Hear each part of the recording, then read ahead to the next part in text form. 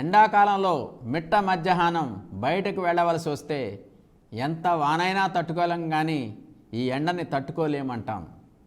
ఎండాకాలం పోయి వర్షాకాలం వచ్చి వర్షాలు పడుతుంటే ఎంత ఎండైనా తట్టుకోగలం, కానీ వానలు తట్టుకోలేమంటాం. ఇది మానవ నైజం. కాలచక్రం మాత్రం ఆగదు. ఎండాకాలం, వర్షాకాలం, శీతాకాలం, మళ్ళీ ఎండాకాలం, ఇలా కాలచక్రం తిరుగుతూనే ఉంటుంది. కాలాలు మారుతున్నప్పుడు వాతావరణంలో మార్పులు అనివార్యం. ఆ మార్పులకు అనుగుణంగా మన శరీరం అడ్జస్ట్ అవ్వాల్సిందే, మరో మార్గం లేదు.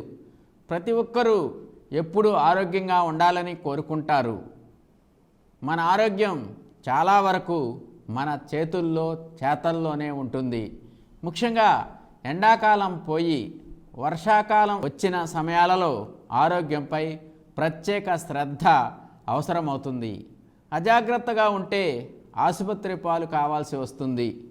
మానవ శరీరం అనేక జీవ కణాల సముదాయపు యంత్రం, అంటే బయలాజికల్ మిషన్గా పేర్కొనవచ్చును.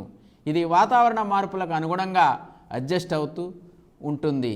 ఏ మాత్రం అశ్రద్ధ చూపినా ఈ అడ్జస్ట్మెంట్ సమయంలో అనేక రకాల అంటువ్యాధులు సంక్రమించడానికి కాచుకుని కూర్చుంటాయి.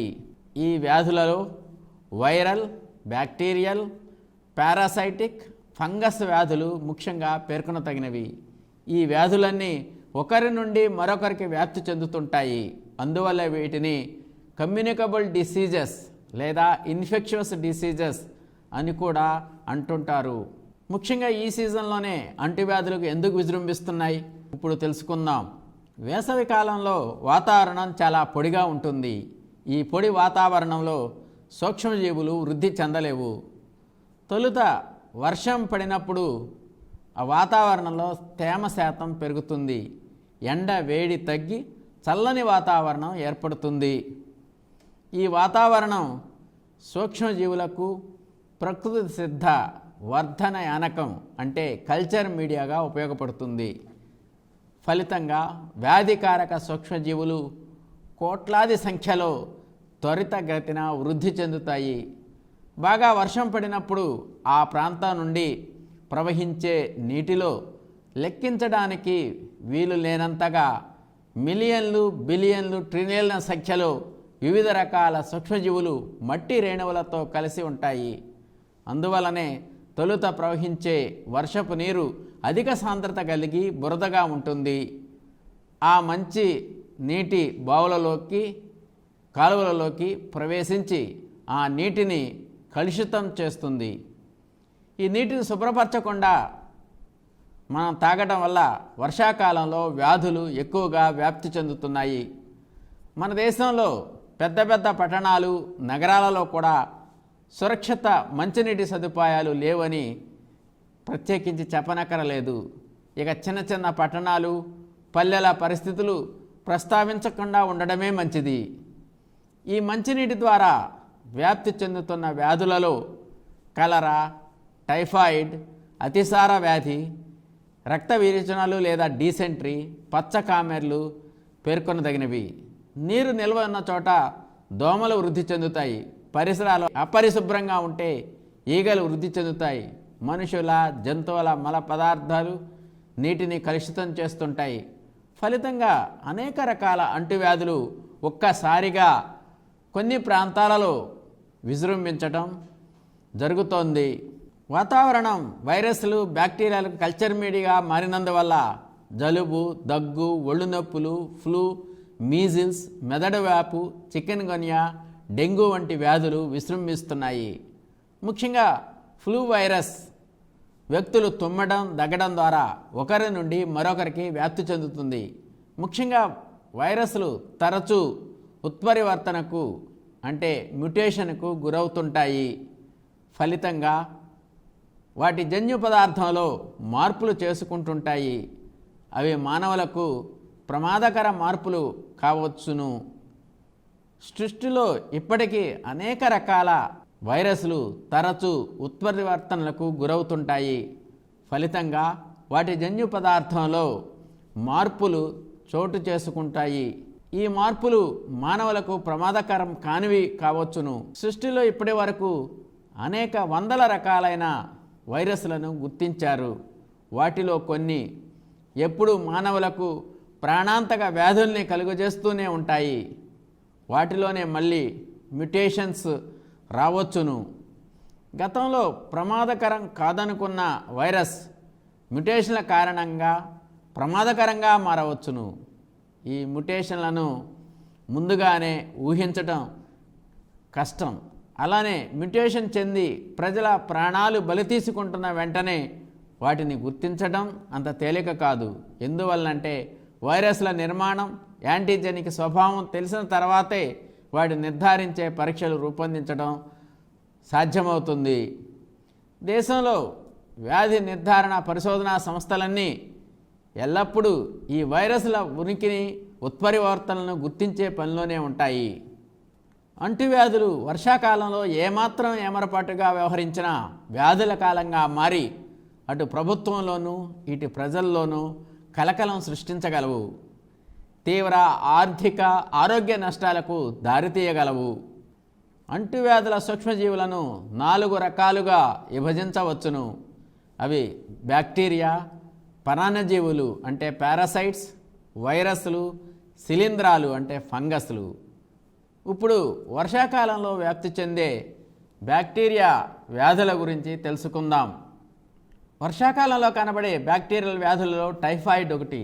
ఇది సాల్మొనెల్లా టైఫీ అనే బ్యాక్టీరియా వల్ల వస్తుంది. ఈ బ్యాక్టీరియా కలుషిత నీరు, ఆహారం, ఈగల ద్వారా ఒకరి నుండి మరొకరికి వ్యాప్తి చెందుతుంది. ఈగలు ఈ బ్యాక్టీరియా వ్యాప్తిలో కీలక పాత్ర పోషిస్తాయి. టైఫాయిడ్ బాధితుల విసర్జనల నుండి వెలువడే బ్యాక్టీరియాను ఈగలు మనం తీసుకునే ఆహారమును, వంట పాత్రలను, ప్లేట్లను కలుషితం చేస్తూ మెకానికల్ వెక్టార్స్గా పనిచేస్తాయి. తీవ్రమైన జ్వరం, రోజుల తరబడి కంటిన్యూగా ఉండడం, నీరసం, నాలుక మీద తెల్లని కోటింగ్ ఏర్పడడం వంటి లక్షణాలు టైఫాయిడ్లో కనిపిస్తాయి. వారం రోజుల తర్వాత రక్త పరీక్ష అంటే వైడాల్ లాంటి పరీక్షలు చేయడం ద్వారాను, వారానికి ముందైతే బ్లడ్ కల్చర్ ద్వారాను టైఫాయిడ్ను నిర్ధారించవచ్చును. క్రమం తప్పకుండా మందులు వాడటం ద్వారా టైఫాయిడ్ను పూర్తిగా నయం చేయవచ్చును. వర్షాకాలంలో ఎక్కువగా వ్యాప్తి చెందే వ్యాధుల్లో రక్త విరేచనాలు కూడా పేర్కొనదగినవి. వీటినే బ్యాసిలరీ డిసెంట్రీ అని కూడా అంటారు.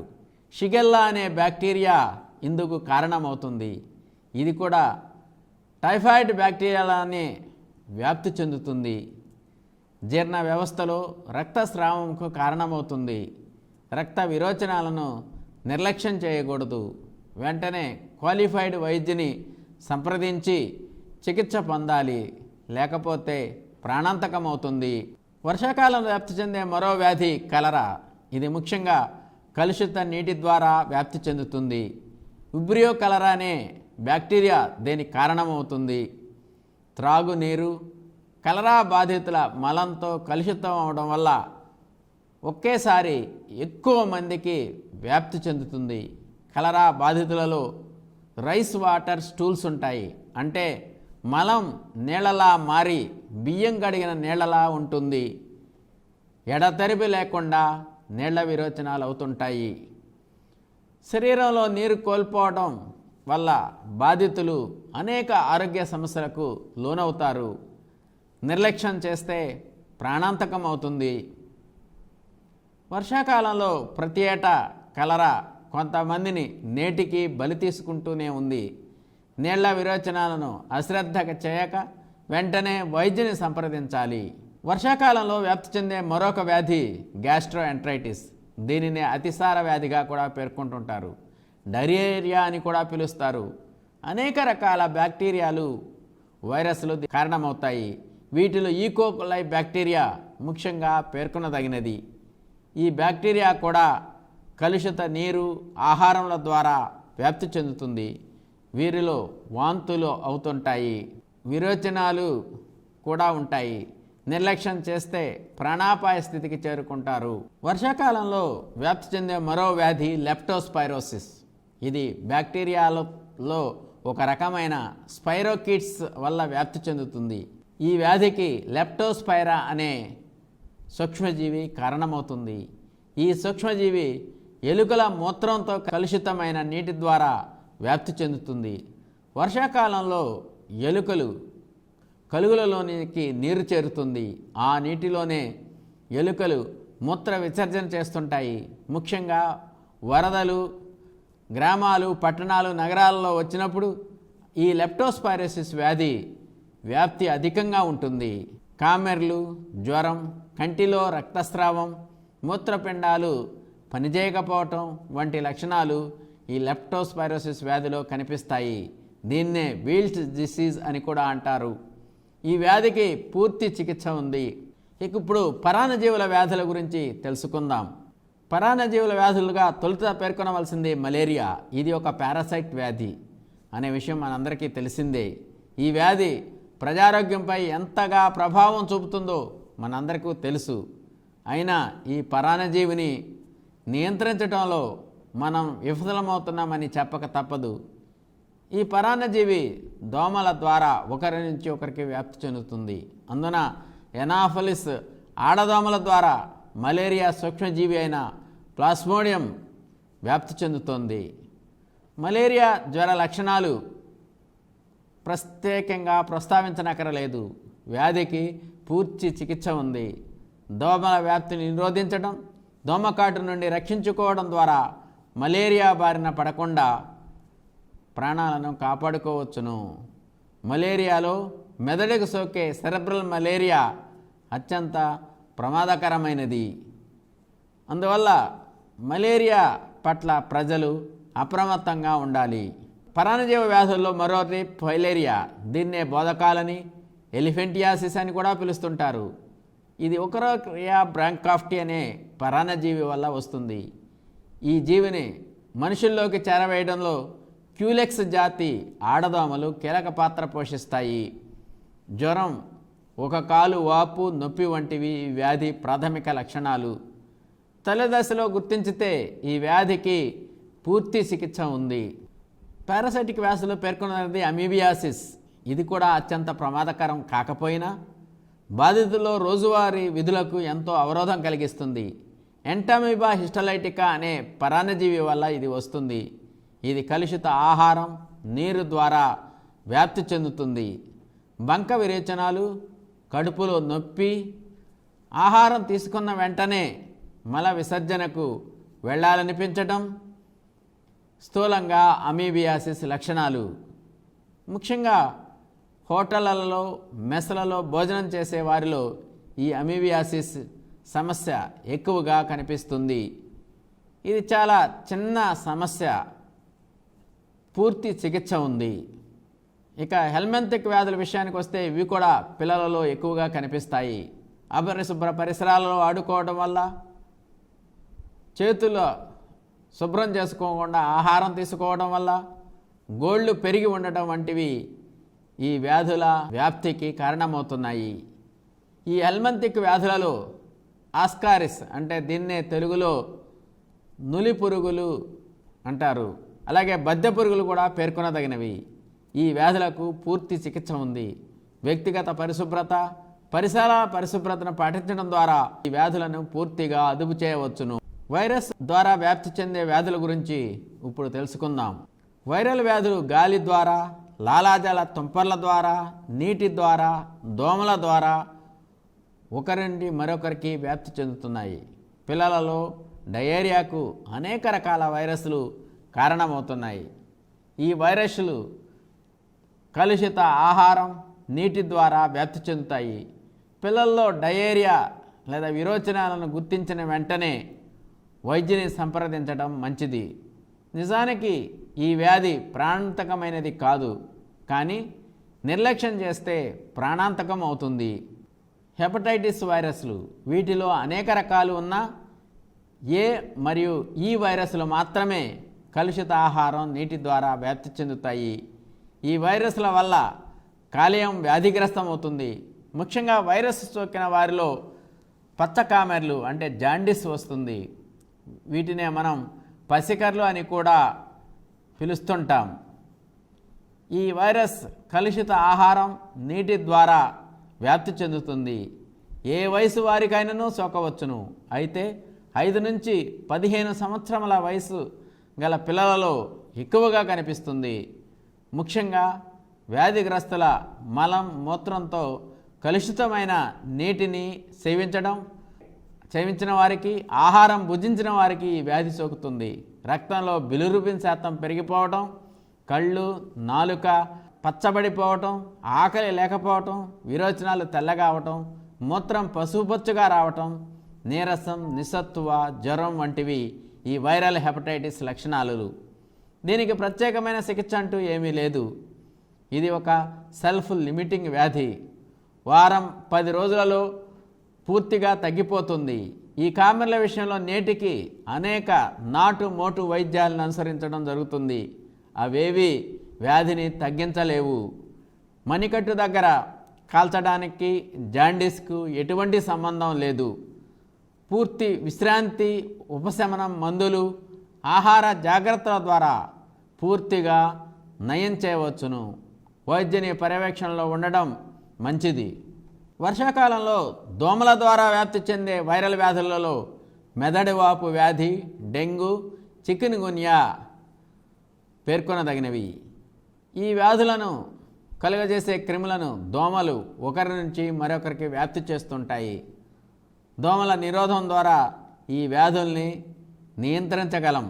ఇక వర్షాకాలంలో వ్యాప్తి చెందే ఫంగస్ వ్యాధులు ఏమిటో ఇప్పుడు చూద్దాం. వర్షాకాలంలో వాతావరణ తేమ శాతం పెరగడం వల్ల ఫంగస్ అభివృద్ధికి అవకాశం ఏర్పడుతుంది. ముఖ్యంగా మ్యూకార్ మైకోసిస్, క్యాండిడియాసిస్, టీనియా అంటే తామర, రైజోస్పోరా వంటి ఫంగస్లు వ్యాప్తి చెందుతుంటాయి. సాధారణంగా ఇవేవి ప్రాణాంతక వ్యాధులను కలుగజేయవు. అయినా వాటి లక్షణాలు బహిర్గతపరచడం ద్వారా ఇబ్బంది కలిగిస్తుంటాయి. ఫంగస్ వ్యాధులకు పూర్తి చికిత్స ఉంది. వైద్యుని సంప్రదించి మందులు వాడవచ్చును.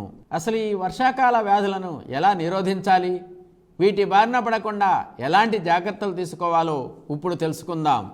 ముఖ్యంగా మంచినీటి విషయంలో అత్యంత శ్రద్ధ అవసరం. క్లోరినేషన్ చేసిన వడపోసిన నీటినే త్రాగేందుకు వాడాలి. కాచి వడపోసిన నీరు త్రాగటం ఇంకా మంచిది. వేడి ఆహార పదార్థాలను భుజించాలి. వంట పాత్రలపై, పదార్థాలపై మూతలు పెట్టాలి. ఈగలు, బొద్దింకల వంటి వాటిని పూర్తిగా నిరోధించాలి. సూక్ష్మజీవుల వ్యాప్తిలో వ్యక్తిగత శుభ్రత, మలవిర్జన తర్వాత చేతులు శుభ్రంగా సబ్బుతో కడుక్కోవాలి.